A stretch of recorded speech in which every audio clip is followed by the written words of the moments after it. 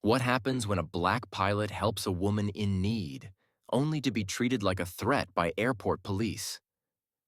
What unfolds next leaves the entire flight crew and one passenger staring in stunned silence.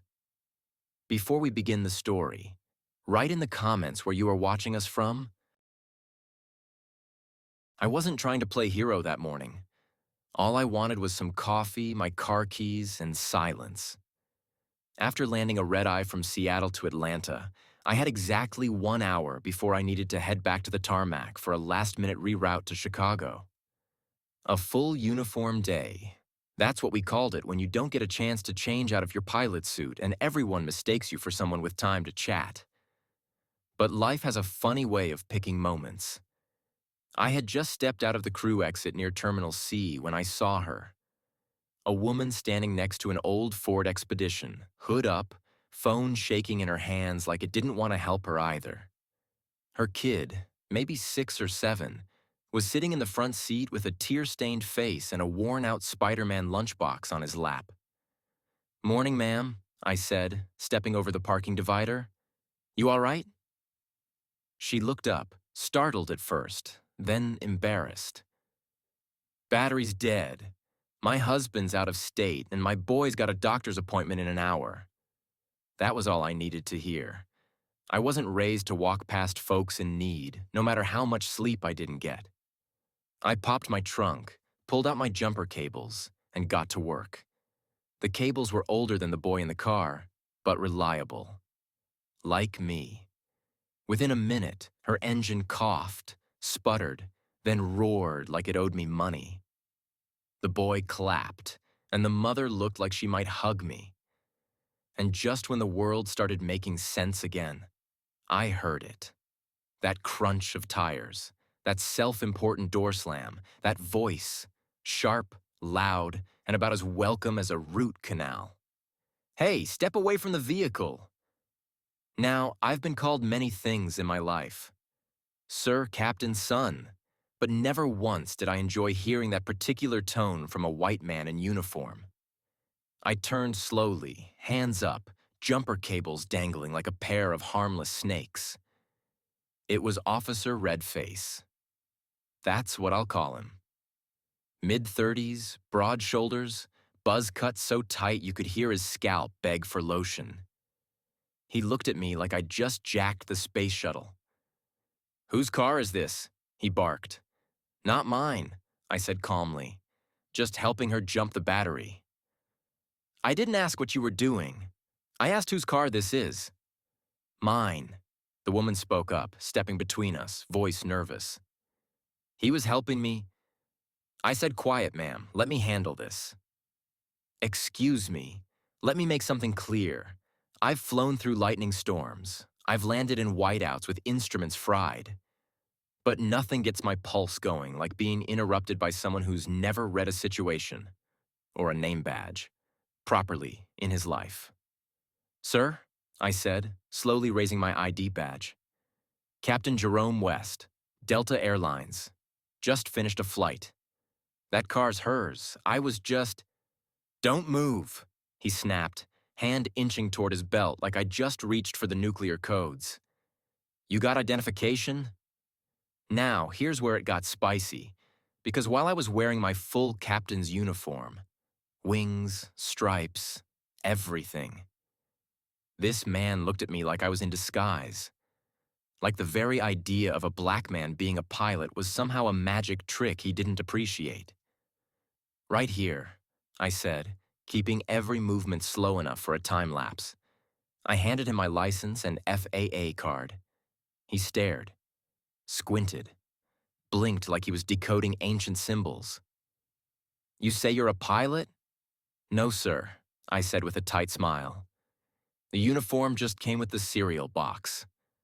The sarcasm flew over his head like a 747. "You got any warrants I should know about?" That's when the woman stepped forward again. "Officer, please, he's not—" "Ma'am, this isn't about you. This is airport security business." Airport security? Last I checked, jumper cables weren't on the threat list. But here we were, A white woman's car fixed, a black man standing nearby. And suddenly, I'm a potential suspect. He ran my license, called something in on the radio like he was reporting a bank heist. I stood there, arms folded, feeling that old fire rise. Not anger. No, this was deeper.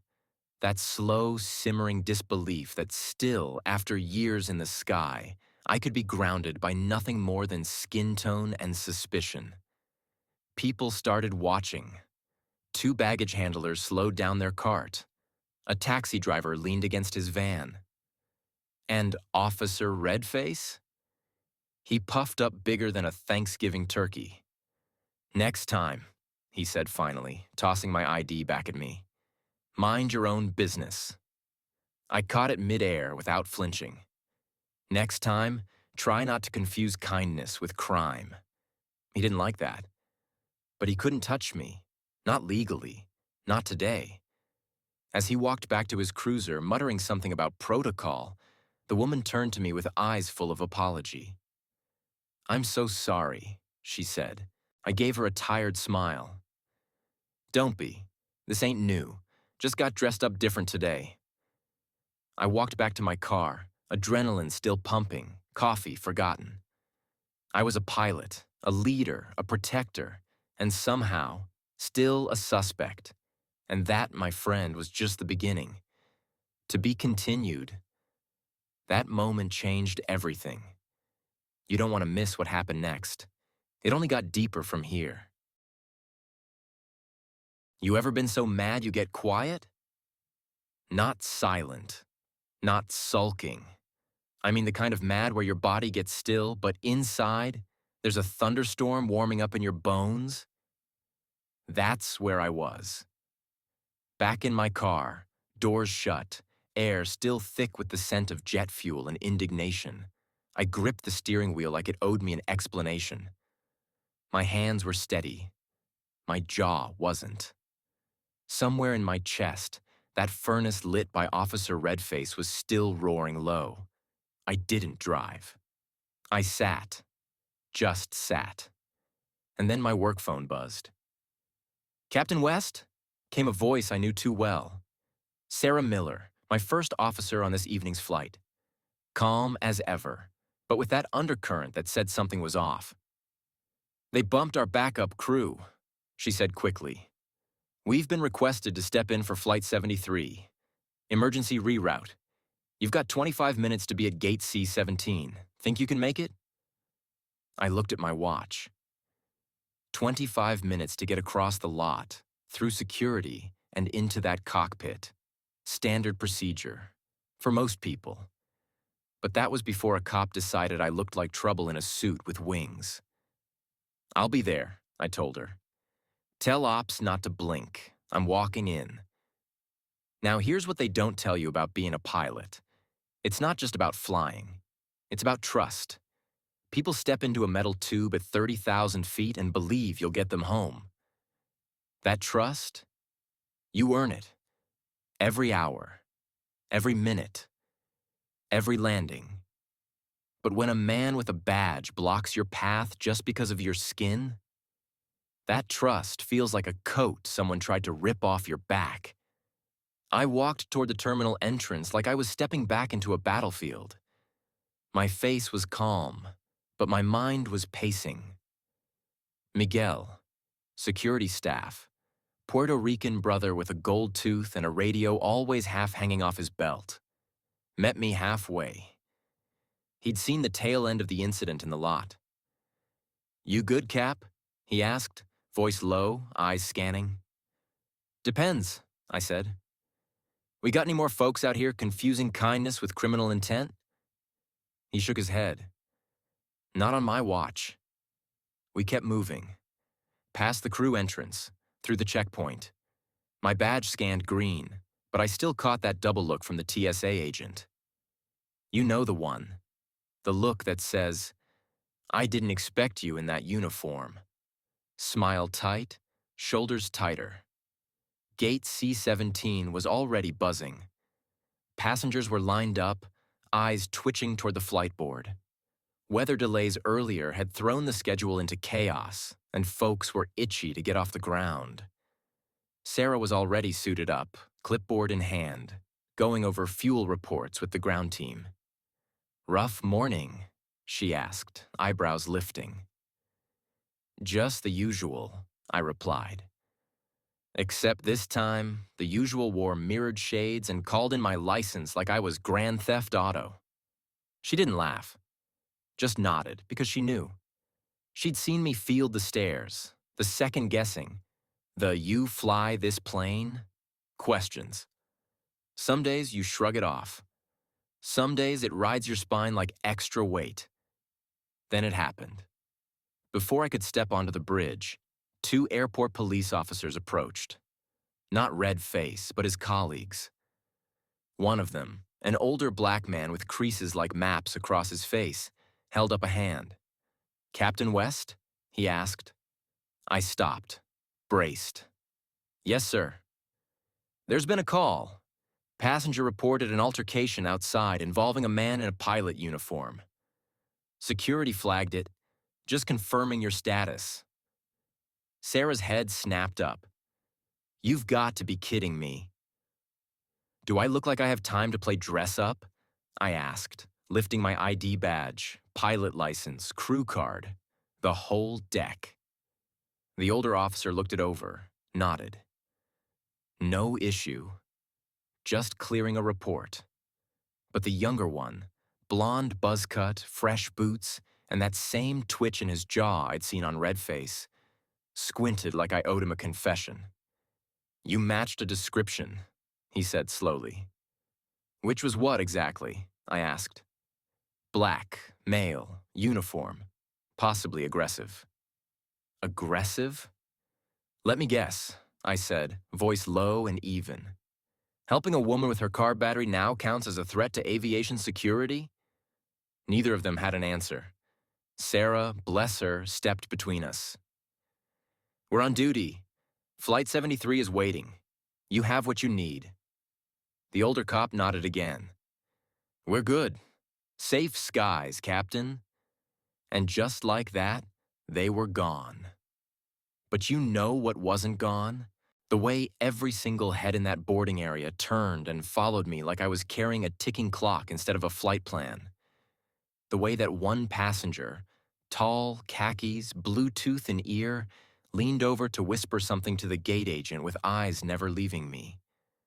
The way the gate agent suddenly looked down at her computer like she wanted the floor to open up and swallow her. We boarded. I sat in the left seat, hands on the yoke, eyes on the instruments. But heart still back there, standing on that terminal carpet, wondering why doing your job while black was still cause for suspicion. Then, mid-pre-flight check, Sarah turned to me with a tight smile. "You ever feel like they want you to apologize just for being here?" I looked at her. "No," I said. "I feel like they want me to disappear." This is it. The moment everything turns, the pressure's building and it's about to explode. Stick around. What happens next will shut every mouth in that terminal. You know what's funny? Folks will trust a stranger to fly a 100-ton machine through thunderstorms and turbulence at 35,000 feet, but still look sideways at you when you walk down the aisle in uniform. That's the kind of math that never adds up. We'd been in the air all of 17 minutes when the call light above row 3B blinked like trouble. Sarah gave me that look, the one that says, "You or me." I nodded. She got up, but before she could even reach the galley, the front cabin phone buzzed. It was Angela, our lead flight attendant. Her voice came through the intercom like a tightrope. "Captain, we have a situation." "Of course we do." I flipped the comm switch. "Talk to me." "There's a passenger, row 3B, says he doesn't feel safe flying with you." That landed like a brick on my chest. Did he explain what exactly made him feel unsafe? Her pause said more than her words. He said, and I quote, I just don't think he should be up there. Ah, that he's Sarah froze in the aisle halfway to the cabin. I met her eyes. She turned, came back, and shut the cockpit door with a quiet finality. We sat in silence for a few seconds. Not out of shock. No, this wasn't shocking. This was familiar. Exhaustingly, painfully familiar. Want me to handle it? She asked. No, I said. He made this about me. I'll finish it. I radioed back. Angela, let him know the captain will speak with him directly, after we land. Until then, seatbelt stays fastened. She understood. That's why I loved flying with Angela. She didn't just follow procedures. She followed dignity. Minutes passed. The cabin settled into its usual hum. Engines steady, carts rolling, seatbelt clicks here and there. But I knew. That man in 3B wasn't done yet. 10 minutes later, the cockpit light blinked again. Angela's voice was tighter this time. He's asking for an emergency landing. Says he doesn't trust the flight crew. On what grounds? Says he has a right to feel safe, and that you're not it. I swear I could feel Sarah gripping the armrest next to me like it was the only thing keeping her grounded. You want to divert? She asked. No, I said. We're not giving fear a runway. But I knew I had to say something. Something that wasn't written in the flight manual. So I clicked on the PA, flipped the switch, and spoke. Not as a pilot, but as a man who'd had enough. Ladies and gentlemen, I began, voice steady. This is your captain speaking. You've trusted me to bring you from Atlanta to Chicago safely. That trust means everything to me. It's something I earn, not with skin, not with assumptions, but with over 9,000 flight hours, a spotless record, and the same commitment to every soul on this plane, no matter who you are or what seat you're in. I paused. If you're feeling discomfort, let me be clear. Turbulence is outside the aircraft, not inside this cockpit. Silence, not a sound. And then, like clockwork, the call light above 3B blinked again. Angela came back on the intercom. He wants to file a complaint. Noted, I said. Let him write it from the ground. We continued the flight without incident. But let me tell you something. I felt every second of that silence between the engines. It wasn't just fuel and airflow we were managing up there. It was history. It was prejudice. It was the weight of every sideways glance I'd carried onto every jetway since I first put on these stripes. When we touched down in Chicago, I walked out of that cockpit head high, spine straight. The gate agent was waiting with security, not for me, but for the man in 3B who was now shouting about his rights and the proper look for authority. Angela passed him calmly and whispered, "He looks like authority to me," nodding toward me. Sarah followed me out. The crowd parted, not in fear, not in doubt, but in something new. Respect. Outside the gate, a young black boy with toy wings pinned to his sweater looked up at me with wide eyes. His mother whispered, "He wants to be just like you." I crouched down. "Good," I said. "Then tell him to be better than me." Back in the crew lounge, Sarah poured us coffee and handed me the cup like a peace offering. "You handled that like a damn legend," she said. I took a long sip. "No," I replied. "I handled it like a man tired of pretending not to notice." And that's what it was. Not a breakdown, not a confrontation, a reckoning. Because sometimes justice doesn't roar. Sometimes it just flies straight, smooth, and loud enough for everyone to hear. That flight didn't just land in Chicago. It landed in history.